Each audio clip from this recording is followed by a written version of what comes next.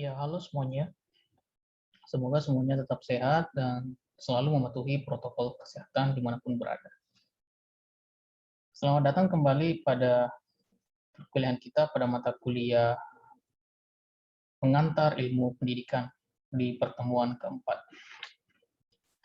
Pada pertemuan keempat ini, kita akan membahas tentang unsur-unsur pendidikan. Adapun pokok bahasan yang akan kita bahas pada pertemuan hari ini, yaitu ada dua ya. Yang pertama, pengertian unsur pendidikan, dan yang kedua, unsur-unsur pendidikan. Kemampuan akhir yang diharapkan nanti setelah kalian mengikuti perkuliahan ini, yang pertama, kalian bisa memahami apa itu unsur pendidikan. Kemudian yang kedua, kalian diharapkan mampu bisa mengidentifikasi dan menjelaskan unsur-unsur pendidikan. Baiklah, langsung saja kita masuk pada pembahasan yang pertama, yaitu tentang pengertian unsur pendidikan. Nah, apa sih itu unsur pendidikan? Atau apa yang dimaksud dengan unsur pendidikan?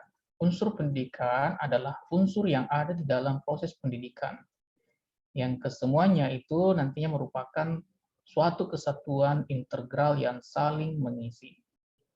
Jadi unsur pendidikan itu adalah unsur yang ada di dalam proses pendidikan. Apapun yang ada dalam proses pendidikan itu, itulah yang menjadi unsur pendidikan.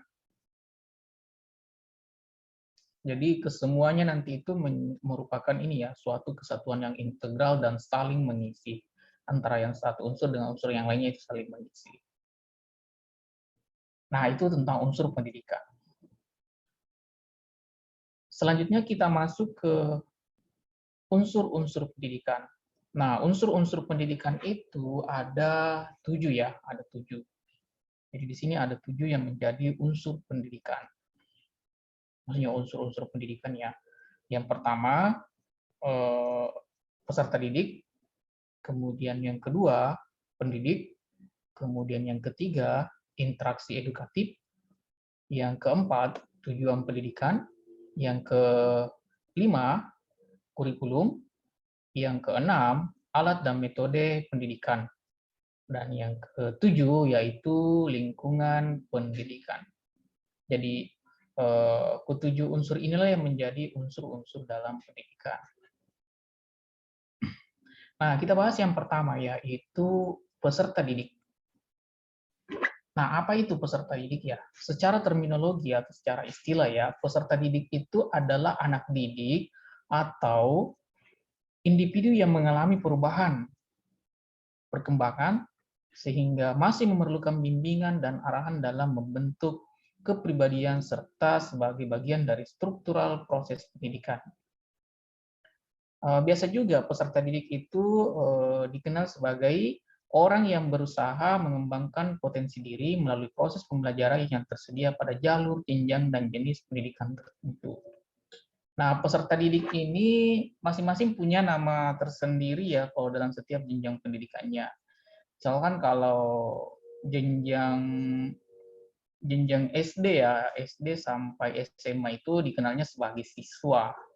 Kalau di jenjang pendidikan tinggi itu dikenalnya sebagai mahasiswa ya, dikenalnya sebagai mahasiswa. Jadi peserta didik itu ya macam-macam itu peserta didik. Kalau di maksudnya dari segi nama ya. Jadi kalau misalnya tadi yang dari jenjang pendidikan pendidikan dasar sampai pendidikan menengah itu dikenalnya sebagai siswa. Kalau di pendidikan tinggi seperti kalian ini itu dikenalnya sebagai mahasiswa. Jadi baik siswa maupun mahasiswa itu sama-sama peserta didik. Nah, itu tentang peserta didik. Kemudian pendidik. Nah, pendidik di sini ialah yaitu orang yang bertanggung jawab terhadap pelaksanaan pendidikan dengan sasaran peserta didik. Jadi, seorang pendidik itu harus memahami akan fungsi dan tugasnya.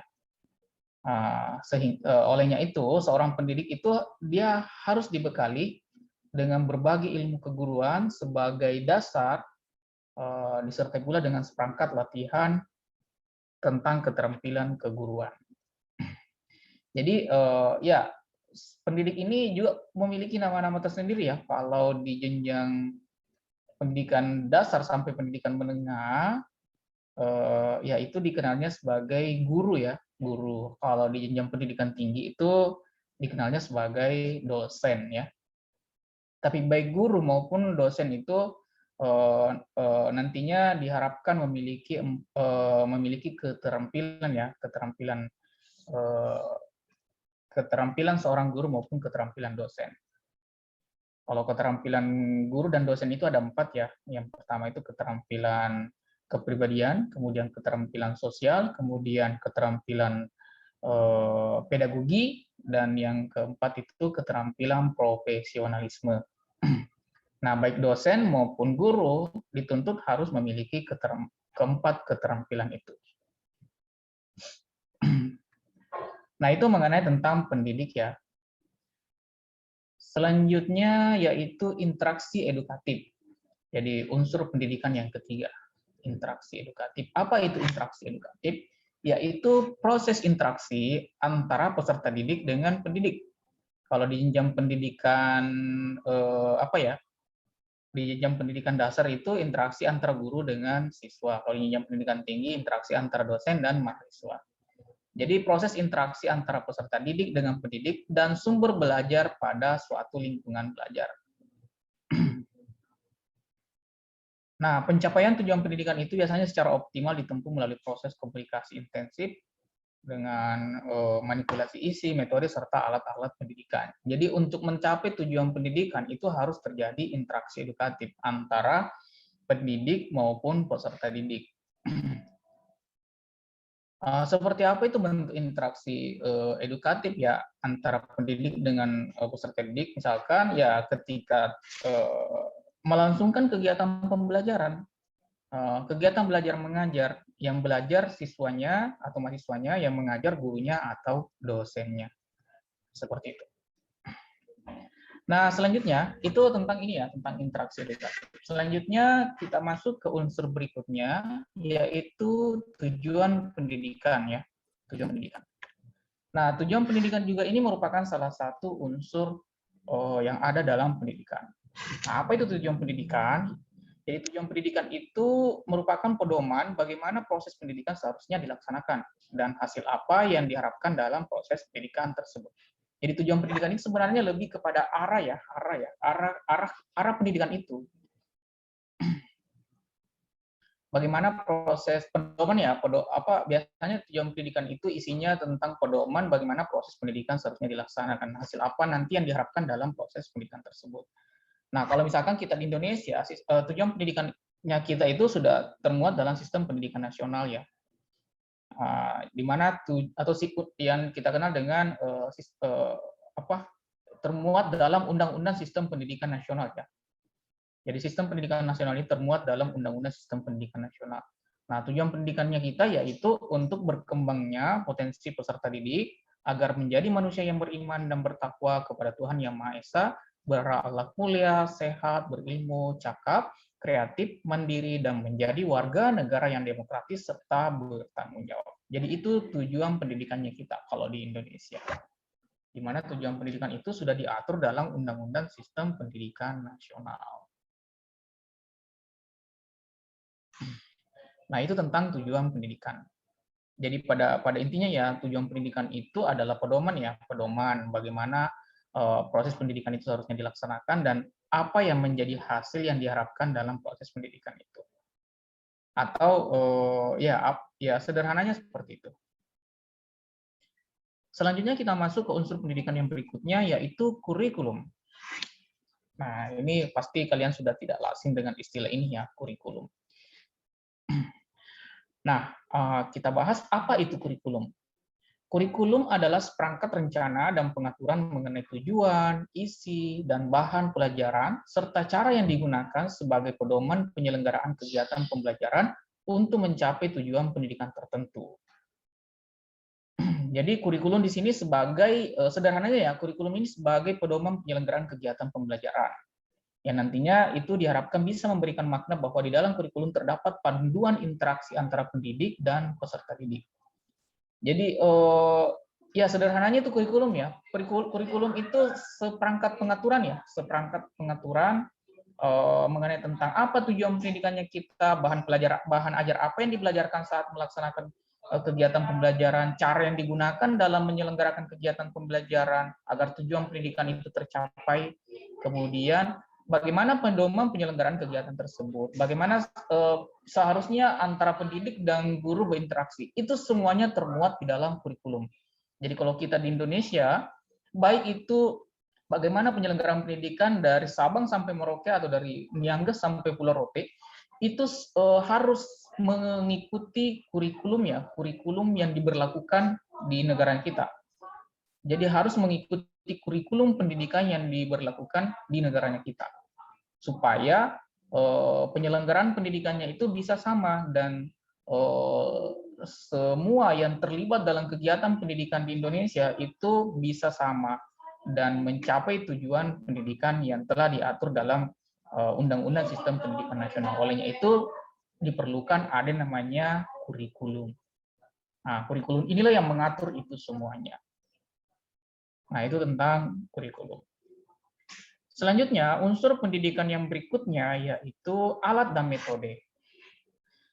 Apa itu alat dan metode? Alat dan metode di sini diartikan sebagai segala sesuatu yang dilakukan atau diadakan dengan sengaja untuk mencapai tujuan pendidikan. Alat pendidikan itu lebih kepada suatu perantara atau alat yang digunakan untuk menyalurkan ilmu atau isi dari ilmu pendidikan oleh pendidik kepada anak didik.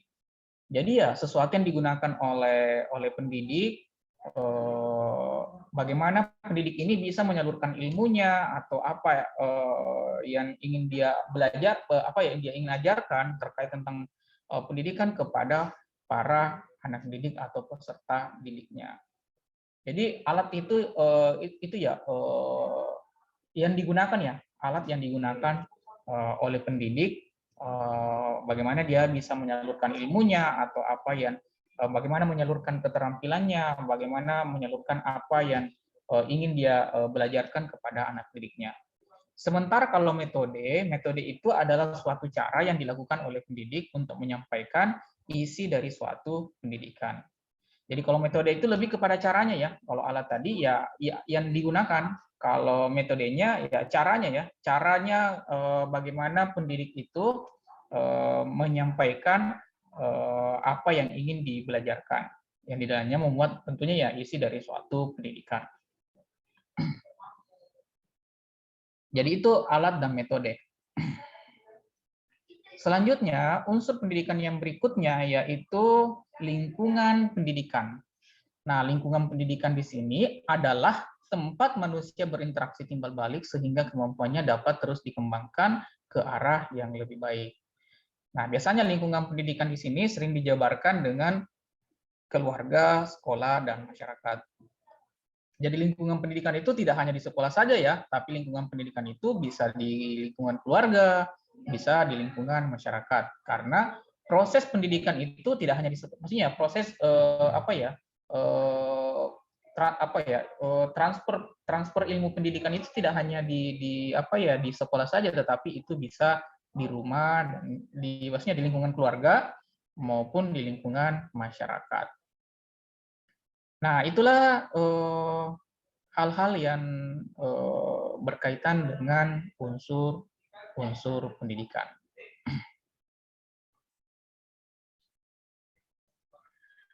Nah, jika ada yang ingin disampaikan atau ada yang ingin ditanyakan, silakan disampaikan dan kita diskusikan. Demikian dari saya, terima kasih.